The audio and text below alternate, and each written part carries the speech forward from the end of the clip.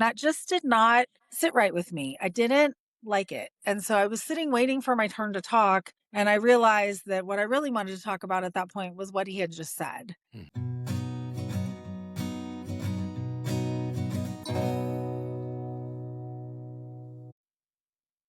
Welcome to this episode of the Building Texas Show. Tell me a little bit about your background in Frisco, because I think of Frisco as growth, a lot of people, but it's really in the last 10 or 20 years seen that density come in. And when I think of ISDs and where growth has big impact, it's absolutely on the school board front. Yeah, so we moved to Frisco from California 13 years ago. And when we were relocating here, it was for my job. Actually, I got promoted. So my husband and I decided to relocate. And everywhere we went in North Texas, people said Frisco ISD is the best school district. And so we thought, okay, well, then I guess we're moving to Frisco. And so we did. And our kids were obviously much younger at that time. Currently, my oldest daughter just graduated college a year ago, and my youngest one is in high school. So Congratulations. thank you. So they were obviously much younger then. And we found a home within the school district boundaries, and we enrolled the younger one was still too little to go to kindergarten, but we enrolled the older one in elementary school, and it was a great experience. Well, and that's good to hear, because that is our hope as parents, is to put our kids in schools that are going to invest in them, and they're going to retain what they're learning through that process. What Yes. encouraged you to get involved in public service and to really get involved in the school board conversation? Well, so over time, we noticed a couple things changing about the district. And some of that was just our older daughter kind of progressing. There's different issues in middle school than there is in elementary school and in high school. And so, but we just noticed that the district was kind of shifting and changing in some ways that we had some concerns about. And I ended up attending a board meeting in April of 2021. And I went there to talk about a specific issue that had been on my mind. And there was a lot of other community members who were there to talk about that issue as well. And during that meeting, the board president at the time, in an attempt to kind of quiet the crowd down, it wasn't disruptive, but it was probably a little bit distracting for the board. There was a lot of people in the room. Tensions were kind of high about this particular issue. And the board president said, this is our meeting, meaning theirs and not the community's. And that just did not sit right with me. I didn't like it. And so I was sitting waiting for my turn to talk. And I realized that what I really wanted to talk about at that point was what he had just said. And so I did. I spoke about, the comment that was made, and that I felt like the community should be welcomed in the meeting, and that it was really a community meeting and not just the board. Obviously, the board's there to do the business of the board. But anyways, so I spoke about that for a couple of minutes. And afterwards, I turned around and there was a standing ovation. And I thought, well, I guess what I said resonated. And there was a lot of people in the room. So I sat down, went home, didn't really think much about it. But then a local, actually a statewide newspaper had picked up the story and played as a link in their article what I had said and what he had said. And so it kind of became this mini viral moment where I had people from all across the state of Texas saying, hey, we saw you, you should run for school board. And I thought, well, I'm not a politician, so I'm not going to run for school board, but maybe someone should. And so I set out to find someone who I thought should maybe run, who could potentially, sort of bring the community back into the conversation, and couldn't find anybody. And so I ended up deciding to run.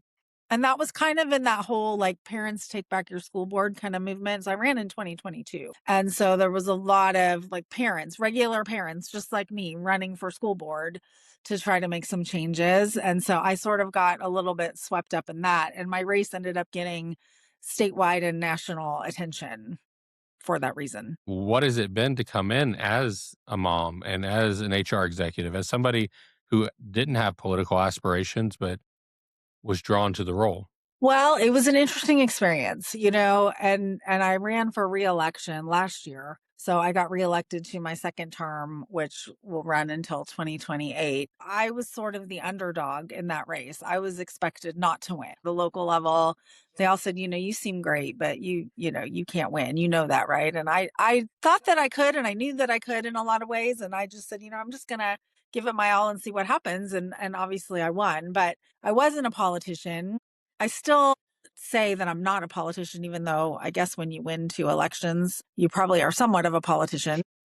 It's definitely been different. And for me, when I ran the first time, especially, I have a background in corporate HR. I've worked for Fortune 100 companies and smaller companies. But at that time, there was a teacher retention issue. There's still an issue to some degree, but it has improved over the past couple of years. You have teachers leaving the profession and you have teachers leaving districts. And, I felt like my experience as an HR executive could lend itself well to that role to address that problem. So that's one of the reasons, or one of the platform items that I had, was talking about teacher retention and how we need Yep. to listen to our teachers and understand their issues and try to resolve those issues so that they don't move to a neighboring district and that they stay in Frisco ISD. And so I proposed and advocated for an engagement survey type thing that corporations do, but the school districts, at least this one, had not done that, at least not in a formal way, and not in a confidential third party way, which I think is Right. important in order to get honest feedback that,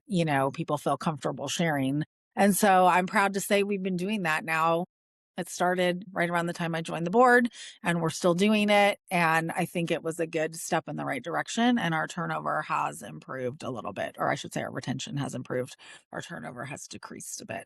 So I'm very proud of that. A teacher is going to teach for about 5 years and then they leave the profession altogether. What can we do to keep them in the field? To your point, it used to be a career choice that people would go to college, become a teacher, and then stay there till they retire. And we're not seeing that anymore. They are leaving um, and doing other things. And there's even firms that specifically target teachers and training them to work in maybe training and development for a company, or recruiting, I've seen also, Right. or whatever else there is, sales, things like that. And so we do have to, I think, as a state, do things, and as in the individual district level, to help um, make sure that the teachers that we're recruiting, that we keep them longer, preferably till retirement, right? I mean, yeah, it'd be great to go, if the average is 4 years in the profession, be great to take it to 6 or 7, but really, I think the goal is to take it to retirement. And there's a lot of factors for that. I mean, pay is a Right. factor. It has become harder to become a teacher, just in terms of classroom management and behavior issues. Well, and that's where I appreciate somebody like you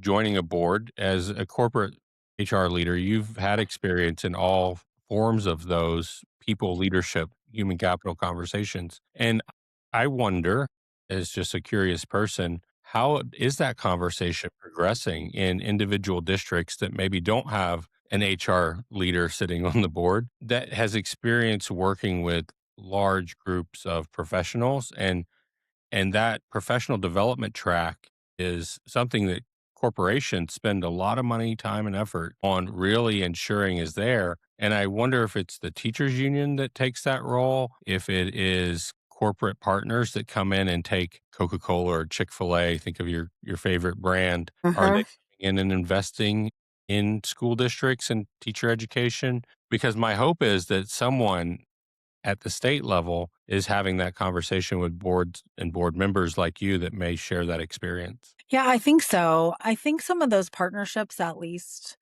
in a lot of the districts that I've seen, come through the career and technical education centers, where Right. you're training people more for specific roles, like medical terminology or legal assistant, or Mhm. I know in Frisco we have like a sports gaming program, e-gaming type of thing, because Yeah. that's, people can get jobs there, right? And so that, to me, is where some of those natural corporate partnerships can happen. I think also, to your point about needing more engineers and teachers, I think we also need more plumbers and electricians Right. and HVAC technicians. And so I've been working with some of the leaders in our district around, how do we get those programs here? I know the community colleges have them, Right.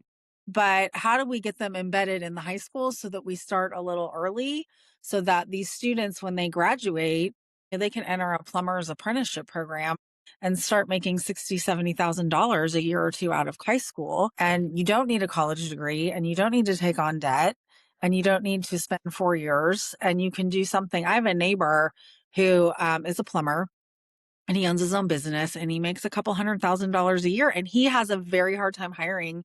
apprentice plumbers. And so He's met with me. I've brought some of his ideas to the district because that to me is something that is desperately needed. AI is changing the game for all of us, and we have to help our students become ready to succeed in that world.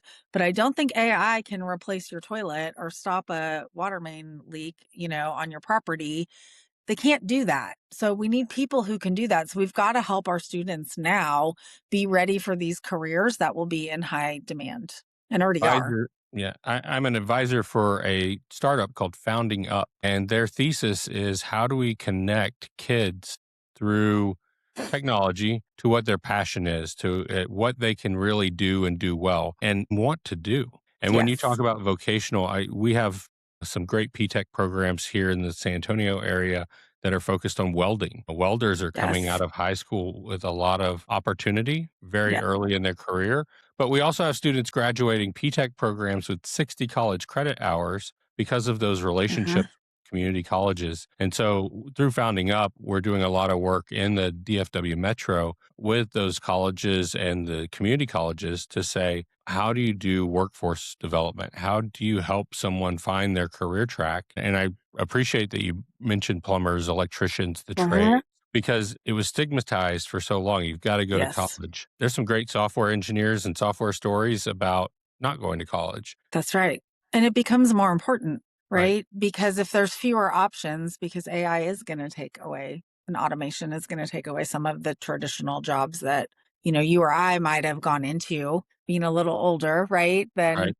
high school seniors today, right? How do we help them pivot and find the opportunities and gear them towards that when they are still in high school and offer those opportunities and show them what it is like? One of my bigger concerns is really how do you prepare them for the unknown? Because I don't Right. know. My kids are in elementary school age at this point. What's going to be available for them 20 years from now, 30 years from now? And I think a lot of what we're focused on is creating curiosity, creating the ability to learn, the ability and understanding that things are always evolving. And so I'm always excited to see that Uh-huh. out in the school districts as well. And I celebrate the CTE programs that do go build those relationships, corporate partnerships. And I encourage locally internship programs are a great need in a community Yes. that I'm aware of. And I imagine Frisco would be similar, where you've got hundreds of students looking to work, and your employers just need to be approached appropriately and programmatically to know how to work with students because it is a different challenge working with students. It is definitely. And there's definitely some mentoring programs and, some different opportunities through the district that can help with those things and individual campuses and things like that. So, as a trustee, what do you do going into the summer? What does the rest of your year look like? And what's really exciting in Frisco today? So we're very busy doing strategic planning. And even though we don't have a formal board meeting in July, typically, we are busy doing lots of planning for the year. We do, several strategic planning sessions, budget workshops, things like that, all in the spring. And then the summer is when everything has to kind of come together so that we're ready in August. We start pretty early in August, mid August. And everything's got to be ready to go. We also have a brand new superintendent. He was just put in place a month or so ago now. And so he's obviously, going to be putting his own stamp on things, and some things will change and evolve and grow under his leadership. And so there's just been a lot of extra meetings this year to kind of help get ready and make sure that, everything is set in place for the fall. And how do people in your community engage the school board? Because I see everything from some really poor etiquette on social media to volunteers showing up and ready to get to work with the district. But how would you want people to get involved? Well, I think they engage all the above here in Frisco. Just the way you described it is exactly how it is. I try to tell people to get involved in their campus or in their committees, but quite frankly, I didn't do much of that before I decided to run for the board, which is an unusual path. Typically, people are involved in district committees, whether it be bond committee or district advisory committee or something. Sometimes they're very involved in PTA, and that just wasn't my path or my story. Mm. But a lot of times people do go through that avenue and sort of learn about the district. I think, for me, I learned throughout this whole process how important it is to get involved and understand what's happening. You're sending your kids every day to school. Your taxes are primarily, your local taxes are primarily going to the school. Some of it goes to the city, but most of it goes to the schools. Yeah. And whether you have kids in the schools or not, you're paying for these schools. And, we've got neighbors that don't have kids, never had kids, but they wanted to live in the best school district. So they moved to Frisco ISD, right? Because they know that great schools and great communities go hand in hand. And so I think, people really need to get involved. I wish more people would vote. I wish more people would educate themselves about the candidates. Municipal election turnout is always pretty low comparatively to other elections, and especially comparatively to the number of voters you have in your community. So I do wish people would do that. And I do think though, like, go join that booster club at your kid's school, join the PTA, go to some meetings, volunteer, get involved, because if you don't fill the gap, someone else will. And that they might take it in a direction that you wouldn't necessarily want it to go. And so the only way to have your voice heard and to make an impact is to get involved. And I also think you should know who your school board is. Who are those people? There's 7 of them. You should know who they are. You should know what they stand for. You should know how they vote. You should pay attention. I think it's really important. And when parents call me, because sometimes they will call me just to ask a question or for advice or how do I handle this, or they've got a complaint or a concern. And, they ask, what can I do? So first I tell them, call your campus principal first, because a lot of times they haven't done that before they call me. But I also tell them, vote in the next school board election. We have one every year in Frisco. Not all of us are up every year. It's kind of a rotating 3-year Yeah. cycle. But I say vote. I don't even say vote for me, although I certainly would appreciate that. I did appreciate that if they did, but I didn't even ask them. I would just say, just vote. Just be involved. Be involved, pay attention, know what's happening, vote. It literally, with early voting, you can get in and out in 5-10 minutes. And I almost think it's your responsibility. It is our responsibility. If we want to give feedback, if we want to have an opinion on where the community is going, at a minimum, vote. And That's right. you've put it out there into the world, and you've done the first step. The next step is, to your point, getting involved in your campus, volunteering. And it's wonderful to be there for your kids' sake, but it's appreciated by the teachers. It's appreciated by the administration, because it's not easy for a campus to function. It takes all hands Right. on. It does. And that's any campus in any community. They will be thrilled to have you come in as a volunteer. But yeah, start Yes. with voting and then go out and show up. And it builds a great community when you do that. And it's visible to that next generation when you do that too. Yes. And I also tell people, like, go to a school board meeting once a year, or watch the video, or listen to the video while you're, you know, cleaning your house or taking a walk outside. Like, listen to it. Hear the things that your school board is talking about Right. and what questions they're asking. And ask questions that you have that come up. There's ways to Exactly. do that. So it's exciting. I think we have a lot of opportunity for more engagement as we grow in these communities. And I encourage anyone like yourself, if you want to be involved at the level of running for the school board, get to know what that process looks like, and don't assume it's a political process. It's also a non-partied election. So It is. there's not a risk of, am I this, am I that? Oh, you're a representative in your community, and I applaud you and anyone else that has chosen to go through that process and serve their community that way. Thank you. What's coming up next for you? Well, I have 2 more years in this term. And I don't know. This has been an experience of a lifetime. And I'm so grateful to the community of Frisco ISD for electing me twice into this role.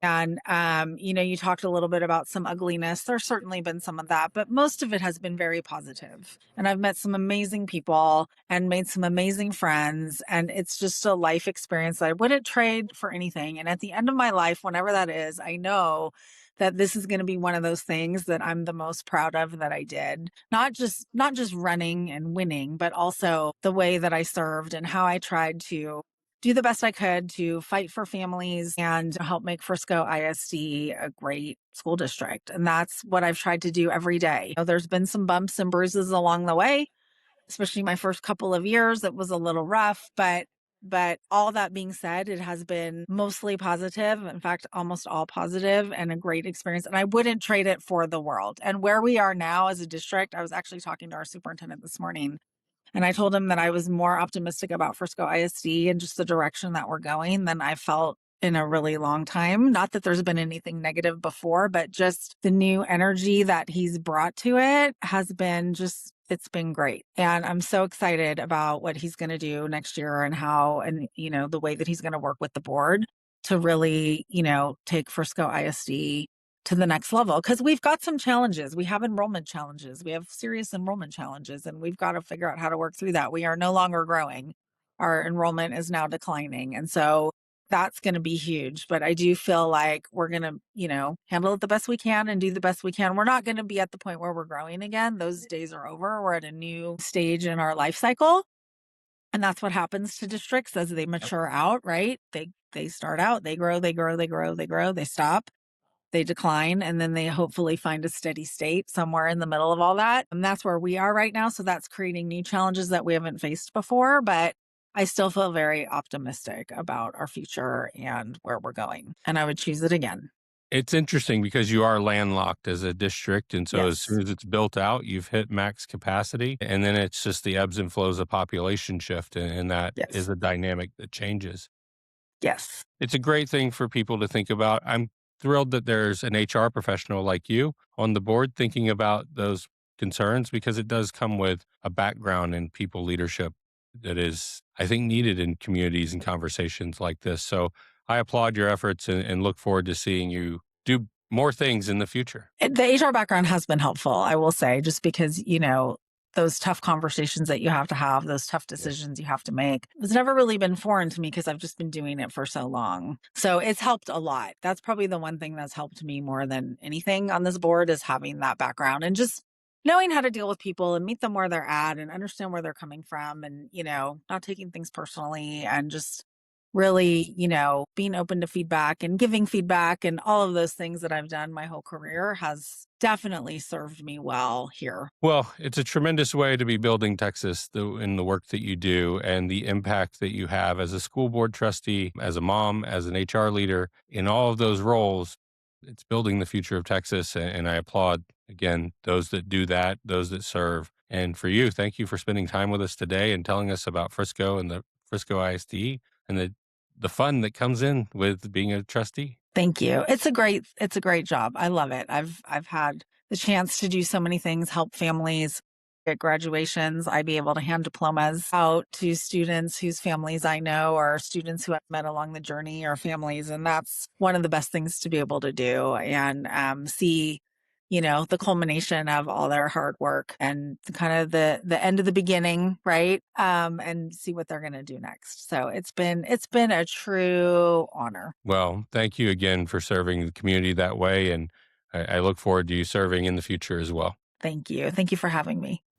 Thank you for enjoying this episode of the Building Texas Show. We release a new episode every week, and you can find us across all social platforms. Please like and subscribe on YouTube, Facebook, Instagram, and LinkedIn. Thank you to our sponsor, Chisos Boots, and their damn comfortable cowboy boots. Although I am a trustee for Frisco ISD, I do not speak for the district, and I do not speak for the Board of Trustees of the district. I speak for myself.